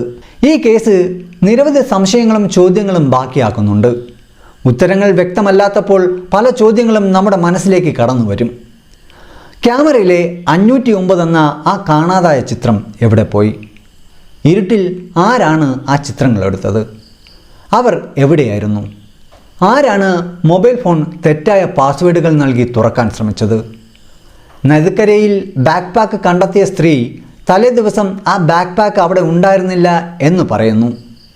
നദിക്കരയിൽ നിന്ന് കിട്ടിയ ബാക്ക് പാക്ക് എങ്ങനെ നനയാതെ നല്ല രീതിയിലിരുന്നു? ക്രിസ് ധരിച്ചിരുന്ന ഷോർട്സ് എങ്ങനെ നദിയിൽ അല്ലെങ്കിൽ നദിയിലെ പാറയിൽ കിടന്നു? ഉത്തരം കിട്ടാത്ത ഇത്തരം നിരവധി ചോദ്യങ്ങൾ കാരണം ഈ കേസിനെ ചുറ്റിപ്പറ്റി പല തിയറികളും ഉയർന്നു വന്നു. ഇതിൽ ഒന്നാമത്തെ തിയറി കാട്ടിൽ വഴിതെറ്റിപ്പോയതുമായി ബന്ധപ്പെട്ടാണ്. മലമുകളിൽ എത്തിയപ്പോൾ സമയം ഒരുപാട് ഉണ്ടായിരുന്നതിനാൽ അവർ ആ രഹസ്യ വെള്ളച്ചാട്ടങ്ങൾ അന്വേഷിച്ച് ഇറങ്ങിയെന്നും ഇതിനിടയിൽ വഴിതെറ്റിപ്പോയെന്നുമാണ് ഒരു വാദം. ഭക്ഷണവും വെള്ളവുമില്ലാതെ അവർ അവശയായി മരിച്ചുവെന്ന് ഈ തിയറി പറയുന്നു. എന്നാൽ അങ്ങനെയാണെങ്കിൽ അവരുടെ മൃതദേഹങ്ങൾ എവിടെ പോയി എന്ന നിർണായക ചോദ്യം ഇവിടെ ബാക്കിയാകുന്നു. കാരണം 2 പേരുടെയും മൃതദേഹങ്ങൾ പൂർണ്ണമായും ലഭിച്ചിട്ടില്ല. അവർ 2 പേരുടെയും 33 അസ്ഥികൾ മാത്രമാണ് ലഭിച്ചത്. രണ്ടാമത്തെ തിയറി പറയുന്നത് അപകടത്തിൽ നിന്നുള്ള മരണം. വലിയ ഉയരത്തിൽ നിന്നും താഴേക്ക് വീണ് കൈകാലുകൾ ഒടിഞ്ഞ് ഗുരുതരമായി പരിക്കേറ്റ് അവർ മരിച്ചുവെന്നാണ് രണ്ടാമത്തെ വാദം. പനാമ സർക്കാർ പൂർണ്ണമായും വിശ്വസിക്കുന്നതും ഈ തിയറിയാണ്. മൂന്നാമത്തെ തിയറി പറയുന്നത് ക്രിമിനൽ ആക്രമണം. പെൺകുട്ടികൾ ആക്രമിക്കപ്പെട്ടുവെന്നും മൃതദേഹങ്ങൾ വേഗത്തിൽ അഴുകി നശിക്കാൻ ആക്രമികൾ കുമ്മായമോ രാസവളങ്ങളോ ഉപയോഗിച്ചിരിക്കാമെന്നുമാണ് ഈ തിയറി പറയുന്നത്. ക്രിസിൻ്റെ അസ്ഥികളുടെ കാര്യത്തിൽ ഇത് ശരിയാണെന്ന് തോന്നുമെങ്കിലും ലിസാൻ്റെ അസ്ഥികളിൽ ഇതിൻ്റെ യാതൊരു സൂചനകളും ഇല്ലാതിരുന്നത് എന്തുകൊണ്ടാണെന്ന് വിശദീകരിക്കാൻ ഇതിന് കഴിയുന്നില്ല. നാലാമത്തെ തിയറി തട്ടിക്കൊണ്ടുപോകലാണ്. അവരെ ആരെങ്കിലും തട്ടിക്കൊണ്ടുപോയതായിരിക്കാമെന്നും ചിലർ വിശ്വസിച്ചിരുന്നു. ഇതിൽ നരഭോജികളായ ഗോത്രവർഗ്ഗക്കാരും അവയവക്കടത്ത് മാഫിയകളൊക്കെ ഉൾപ്പെടുത്തുന്നതായി പല ഉപകഥകളും ഇറങ്ങിയിരുന്നു. എന്നാൽ ലഭിച്ച തെളിവുകളൊന്നും തന്നെ മനുഷ്യക്കടത്തിലൊക്കെ മറ്റോ വിരൽ ചൂണ്ടുന്നതായിരുന്നില്ല. ഈ 2 പെൺകുട്ടികളുടെയും യാത്രകളുടെ ആദ്യഘട്ടത്തിൽ ബൊക്കാസ് ഡെൽ ടൊറോ എന്ന ദ്വീപിൽ വച്ച് അവർ പരിചയപ്പെട്ട ആ 2 ഡച്ച് ആൺസുഹൃത്തുക്കൾക്ക് ഈ തിരോധാനത്തിൽ പങ്കുണ്ടെന്ന് വരെ പലരും ആരോപിച്ചിരുന്നു. എന്നാൽ പോലീസ് അന്വേഷണത്തിൽ അവർക്ക് ഇതിൽ യാതൊരു പങ്കുമില്ലെന്ന് തെളിഞ്ഞു. അവർ ആ യാത്ര മുഴുവൻ ബൊക്കാസ് ഡെൽ ടൊറോ തന്നെ ചിലവഴിക്കുകയും ദിവസങ്ങൾക്ക് ശേഷം ഹോളണ്ടിലേക്ക് മടങ്ങുകയും ചെയ്തിരുന്നു. ആളുകളുടെയും ക്രിമിനൽ ഇൻവെസ്റ്റിഗേറ്റ് ജേർണലിസ്റ്റുകളുടെയും തിയറികൾക്കപ്പുറം ഇനി കേൾക്കാൻ പോകുന്ന കാര്യങ്ങൾ അല്പം ഞെട്ടിക്കുന്നതാണ്. ഏപ്രിൽ 1 പെൺകുട്ടികളെ കാണാതാകുന്നത്. 3 ദിവസങ്ങൾക്ക് ശേഷം ഏപ്രിൽ 4 ബുക്കറ്റിൽ താമസിച്ചിരുന്ന ഓസ്മൻ വാലൻസേല എന്ന യുവാവിനെ നദിയിൽ മുങ്ങി മരിച്ച നിലയിൽ കണ്ടെത്തി. ഇതൊരു അപകടമാണോ കൊലപാതകമാണോ എന്നറിയാൻ പോലീസ് അന്വേഷണം നടത്തുന്നതിനിടയിൽ അവൻ്റെ ഫോണിൽ നിന്നും ഒരു ചിത്രം ലഭിച്ചു. അവൻ തൻ്റെ ഒരു സുഹൃത്തിനും 2 പെൺകുട്ടികൾക്കൊപ്പം നിൽക്കുന്ന ഒരു ചിത്രമായിരുന്നു അത്. വളരെ വ്യക്തത കുറഞ്ഞ ആ ചിത്രത്തിലുണ്ടായിരുന്നത് ക്രിസും ലിസാനുമാണെന്ന് പലരും ഉറപ്പിച്ചു പറയുന്നു.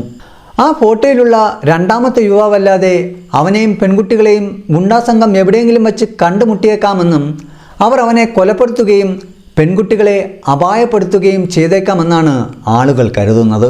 അത് കഴിഞ്ഞ് ഏതാണ്ട് 1 വർഷത്തിന് ശേഷം 2015 മാർച്ച് 3 വീണ്ടും ഒരാളെ കൂടി നദിയിൽ മുങ്ങി മരിച്ച നിലയിൽ കണ്ടെത്തി. അത് മറ്റാരുമായിരുന്നില്ല, പെൺകുട്ടികളെ അന്ന് എൽ പിയാനിസ്റ്റ എന്ന ട്രക്കിംഗ് സ്പോട്ടിൻ്റെ മുന്നിൽ കാറിൽ കൊണ്ടുവന്ന് വിട്ട അതേ ടാക്സി ഡ്രൈവർ ലിയനാർഡോ ആൾട്ടോ ഗൊർണാളസ് ആയിരുന്നു. ഈ മരണത്തിൻ്റെ രീതിയാണ് ഏറ്റവും വലിയ ദുരൂഹമായി അവശേഷിക്കുന്നത്. ഈ മരണം എങ്ങനെ സംഭവിച്ചു എന്നത് വളരെ വിചിത്രമാണ്. അന്ന് അദ്ദേഹം കുറച്ച് വിനോദസഞ്ചാരികളെ നദിയിൽ കുളിക്കുന്നതിനായി കൊണ്ടുപോയി. അവർ കുളിക്കാൻ പോയ സമയത്ത് അദ്ദേഹം അവരെ കാത്തു നിൽക്കുന്നുണ്ടായിരുന്നു. എന്നാൽ അവർ കുളി കഴിഞ്ഞ് തിരികെ വരുമ്പോൾ കാണുന്നത് തീരെ ആഴമില്ലാത്ത ആ നദിയിൽ അദ്ദേഹം മുങ്ങി മരിച്ച നിലയിൽ കിടക്കുന്നതാണ്. ക്രിസ് ലിസാൻ തിരോധന കേസുമായി നേരിട്ടോ അല്ലാതെയോ ബന്ധമുള്ള രണ്ടാമത്തെ ദുരൂഹ മരണമായിരുന്നു ഇത്. എന്നാൽ ഇതൊക്കെ വെറും യാദർച്ഛികമാണെന്ന് കരുതാൻ വരട്ടെ. അതേ വർഷം 2015 മാർച്ച് 25 ഹൊസെ മാനുവൽ എന്ന 21-കാരൻ കൊല്ലപ്പെട്ടു. പെൺകുട്ടികളെ കാണാതായി ദിവസങ്ങൾക്ക് ശേഷം മരിച്ച ആദ്യത്തെ യുവാവായ ഒസ്മാൻ്റെ കൂടെ ജോലി ചെയ്തിരുന്ന ആളായിരുന്നു അവൻ. മാത്രമല്ല, ഫോണിൽ നിന്നും ലഭിച്ച ഫോട്ടോയിൽ ഒസ്മാൻ്റെ കൂടെ ആ പെൺകുട്ടികൾക്കൊപ്പം നിന്നിരുന്ന രണ്ടാമത്തെ വ്യക്തി ഈ ഹൊസൈൻ മാനുവലായിരുന്നു. പുലർച്ചെ 4 മണിക്ക് അവനെ ഒരു വാഹനം ഇടിച്ചു തെറിപ്പിക്കുകയായിരുന്നു. ഇടിച്ച വാഹനം നിർത്താതെ പോയി. ആ വാഹനം ഏതാണെന്ന് പിന്നീട് കണ്ടെത്താൻ കഴിഞ്ഞിട്ടുമില്ല. ഇതായിരുന്നു 3ാമത്തെ ദുരൂഹ മരണം. അവൻ്റെ മരണത്തിന് പിന്നാലെ തങ്ങൾ ആത്മമിത്രങ്ങളായിരുന്നു എന്ന് പറഞ്ഞുകൊണ്ട് സാക്ഷാൽ ഗെയ്ഡ് ഫെലിസിയാനയുടെ മകൻ സോഷ്യൽ മീഡിയയിൽ ഒരു പോസ്റ്റിട്ടു. അതായത് മരണപ്പെട്ട ഈ ആളുകളെല്ലാം തമ്മിൽ പരസ്പരം ഏതൊക്കെയോ തരത്തിൽ ബന്ധങ്ങളുണ്ടായിരുന്നുവെന്നും അവർ പ്രാദേശിക ഗുണ്ടാ സംഘങ്ങളുടെ ഭാഗമായിരുന്നുവെന്നും പറയപ്പെടുന്നു. 3 മരണങ്ങൾ തുടർച്ചയായി നടന്നിട്ടും പെൺകുട്ടികളുടെ തിരോധാനവുമായി ഇതിനൊന്നും ബന്ധമില്ലെന്ന് വിശ്വസിക്കുന്നവരുണ്ടായിരുന്നു. എന്നാൽ 4ാമത്തെ ദുരൂഹ മരണം കൂടി സംഭവിക്കുന്നത് വരെ മാത്രം. അതേ വർഷം ഏപ്രിൽ 4 അതായത് ആദ്യത്തെ മരണം നടന്നിട്ട് കൃത്യം 1 വർഷം തികയുന്ന ദിവസം ഗെയ്ഡ് ഫെലിസിയാനയുടെ മകൻ്റെ മറ്റൊരു സുഹൃത്തിനെ കൂടി പ്രാദേശിക നദിയിൽ മരിച്ച നിലയിൽ കണ്ടെത്തി. വളരെ സംശയാസ്പദമായ സാഹചര്യത്തിലായിരുന്നു ആ മരണം. അതൊരു അപകട മരണമല്ലെന്ന് സൂചിപ്പിക്കുന്ന തെളിവുകളും അവിടെ നിന്ന് ലഭിച്ചിരുന്നു. ഉത്തരം കിട്ടാതെ ഇത്തരം നിരവധി ചോദ്യങ്ങൾക്ക് വിശദീകരണം നൽകുന്നതിനായി ജനങ്ങൾ തന്നെ പല കഥകളും തിയറികളും മെനഞ്ഞെടുക്കുകയാണ് ഉണ്ടായത്. ഉത്തരമില്ലാതെ അവശേഷിക്കുന്ന ഈ ചോദ്യങ്ങൾക്ക് പിന്നിൽ പല സിദ്ധാന്തങ്ങളുമുണ്ട്. അതിലൊന്ന്, വഴിതെറ്റിയ അവർ കാട്ടിൽ വച്ച് ചില ആളുകളെ കണ്ടുമുട്ടിയേക്കാമെന്ന വാദമാണ്. അവരൊരുപക്ഷെ സീരിയൽ കില്ലർമാരോ മറ്റോ ആകണമെന്നില്ല, മറിച്ച് ദുരുദ്ദേശമുള്ള ആ സാഹചര്യവും സമയവും മുതലെടുക്കാൻ ശ്രമിച്ചവരായിരിക്കാം. ആദ്യ ദിവസത്തിൽ, അതായത് ആ 2 പെൺകുട്ടികളും ട്രക്കിങ്ങിന് പോയ ഏപ്രിൽ 1 വൈകുന്നേരം 4:39 ആയപ്പോൾ തന്നെ 911 എമർജൻസി കാൾ ചെയ്യാൻ ശ്രമിച്ചിരിക്കുന്നതിൻ്റെ കാരണം ഇതായിരിക്കാം. ഒരുപക്ഷെ ആക്രമികൾ ആദ്യം ക്രിസിനെ പിടികൂടിയിരിക്കാം. കായികക്ഷമത കൂടിയ ലിസാൻ അവിടെ നിന്ന് രക്ഷപ്പെടാനുള്ള ശ്രമങ്ങൾ നടത്തിയിട്ടുണ്ടാകാം. എന്നാൽ വീണ്ടും ദുരൂഹതകൾ ഏറ്റുന്നത് ക്യാമറയിലെ ചിത്രങ്ങളും ഫോൺ ആക്ടിവിറ്റികളുമാണ്. 8-ാം തീയതി പുലർച്ചെ 1 മണിക്കും 4 മണിക്കും ഇടയിൽ റാൻഡമായി എടുത്തിരിക്കുന്ന ഫോട്ടോകളിൽ ക്രിസിൻ്റെ തലയുടെ പിൻഭാഗം പതിയുന്നുണ്ട്. അതായത് 8-ാം തീയതിയിലും ഒരു വശത്ത് കാട്ടിൽ അവർക്ക് വേണ്ടി തിരച്ചിൽ നടത്തുമ്പോൾ മറ്റെവിടെയോ ക്രിസ് ജീവനോടെ ഉണ്ടായിരുന്നു എന്നതിൻ്റെ തെളിവായിരുന്നു അത്. പക്ഷേ ആ ഫോട്ടോകൾ ആരാണ് എടുത്തത്? മലമുകളിൽ ക്രിസും ലിസാനും എടുത്ത സെൽഫി ഫോട്ടോകളിലല്ലാതെ പിന്നീട് ഒരിക്കലും ലിസാനെ ഫോട്ടോകളിൽ കാണാൻ കഴിയില്ല. മാത്രമല്ല ഏപ്രിൽ 11 തീയതി രാവിലെ 10:51 വരെ ക്രിസിൻ്റെ iPhone 4 എന്ന മോഡൽ ഫോണിൻ്റെ തെറ്റായ പാസ്വേഡുകൾ നൽകി 77 തവണ തുറക്കാൻ ശ്രമിച്ചിരിക്കുന്നു. ആരായിരിക്കും ആ ഫോൺ അൺലോക്ക് ചെയ്യാൻ ശ്രമിച്ചിട്ടുണ്ടാവുക? അവർ എത്ര ദിവസം ജീവനോടെ ഉണ്ടായിരുന്നു? ലിസാൻ്റെ ബാക്ക് പാക്കിൽ ആരായിരിക്കും അവരുടെ ഫോണുകളും ക്യാമറകളും മറ്റ് സാധനങ്ങളും കൃത്യമായി അടുക്കി വച്ചിട്ടുണ്ടാകുക? ചിന്തിക്കുന്തോറും ദുരൂഹതകൾ ഏറുകയാണ് ക്രിസിൻ്റെയും ലിസാൻ്റെയും തിരോധാന കേസ്. മാത്രമല്ല ഈ ട്രക്കിംഗ് പാതയിലോ ആ പ്രദേശത്തോ മാത്രമല്ല, ആ മേഖലയിലാകെ 20ലധികം തിരോധാനങ്ങൾ ഇതിനോടകം നടന്നിട്ടുണ്ടെന്നും നിർഭാഗ്യവശാൽ പോലീസൊന്നും അതത്ര കാര്യമായി അന്വേഷിക്കാറില്ലെന്നുമുള്ള റിപ്പോർട്ടുകളും പുറത്തു വരുന്നുണ്ട്. പെൺകുട്ടികളുടെ മാതാപിതാക്കൾ ഇതൊരു അപകടമാണെന്ന് വിശ്വസിച്ച് ആശ്വസിക്കാൻ ശ്രമിക്കുകയാണെന്ന് പുറമേക്ക് പറയുന്നുണ്ട്. ഔദ്യോഗികമായി അവർ അങ്ങനെയാണ് പ്രതികരിക്കുന്നതെങ്കിലും ക്യാമറയ്ക്ക് പിന്നിൽ അവർ അതൊന്നും പൂർണ്ണമായും വിശ്വസിക്കുന്നില്ല എന്നതാണ് സത്യം. അതിൽ വളരെ ദുരൂഹമായ മറ്റൊരു കാര്യം കൂടിയുണ്ട്. മാതാപിതാക്കൾക്ക് തങ്ങളുടെ മകളുടെ അസ്ഥികൾ കൈമാറുമ്പോൾ പനാമ സർക്കാർ അവരുമായി ചില കരാറുകളിൽ ഒപ്പുവെച്ചിരുന്നു. ഒരു അഭിമുഖത്തിൽ ക്രിസിൻ്റെ പിതാവ് നൽകിയ മറുപടിയിൽ ഇത് വ്യക്തമാണ്. ഇതിനെക്കുറിച്ചുള്ള ഒരു ചോദ്യത്തിന് അദ്ദേഹത്തിൻ്റെ മറുപടി ഇങ്ങനെയായിരുന്നു: എനിക്കിതിനെക്കുറിച്ച് സംസാരിക്കാൻ കഴിയില്ല, കാരണം അതിനുള്ള അനുമതി എനിക്കില്ല. ഞാൻ ഒരു കരാർ ഒപ്പുവെച്ചിട്ടുണ്ട്. അതിനെക്കുറിച്ച് സംസാരിച്ചാൽ ഞാൻ ആ കരാർ ലംഘിക്കുന്നതിന് തുല്യമാകും. പെൺകുട്ടികളുടെ അസ്ഥികൾ ഇത്തരം നിബന്ധനകളോടെ കൈമാറുന്നത് വളരെ വിചിത്രമായ ഒരു കാര്യമാണ്. ഒരുപക്ഷെ പനാമയിലെ ക്രൈം റേറ്റുകൾ അന്താരാഷ്ട്ര തലത്തിൽ സംസാര വിഷയമായി നിലനിൽക്കാതിരിക്കാനുള്ള ഒരു ശ്രമമായിരിക്കാം അന്ന് പനാമ ഗവൺമെൻറ്റിൻ്റെ ഭാഗത്തു നിന്ന് ഉണ്ടായിട്ടുണ്ടാവുക. യഥാർത്ഥത്തിൽ ആ പെൺകുട്ടികൾ ജീവനോടെ ഉണ്ടായിരുന്ന സമയങ്ങളിൽ അവർ അനുഭവിച്ചതെന്താണെന്ന് നമുക്ക് ഊഹിക്കാൻ പോലും കഴിയില്ല. അവരുടെ സന്തോഷങ്ങളിലൂടെയും സ്വപ്നങ്ങളിലൂടെയും അവർ എക്കാലവും ഓർമ്മിക്കപ്പെടട്ടെ എന്ന് നമുക്ക് പ്രത്യാശിക്കാം. ക്രിസ് ക്രമേഴ്സിൻ്റെയും ലിസാൻ ഫ്രൂണിൻ്റെയും ആ ചിരികൾ നമ്മുടെ ഓർമ്മകളിൽ നിന്നും ഒരിക്കലും മാഞ്ഞു പോകാതിരിക്കട്ടെ. ഈ കേസിനെക്കുറിച്ചുള്ള നിങ്ങളുടെ അഭിപ്രായങ്ങളും തിയറികളും നിങ്ങളുടെ ഡിറ്റക്റ്റീവ് ഇൻവെസ്റ്റിഗേഷൻ മൈൻഡിൽ എന്താണ് തോന്നുന്നതെന്നും കമൻറ്റ് ചെയ്യുക.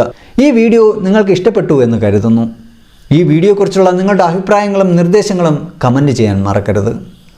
വളരെ വ്യത്യസ്തവും ആകാംക്ഷാഭരിതവുമായ മറ്റൊരു വീഡിയോയിൽ നമുക്ക് വീണ്ടും കാണാം.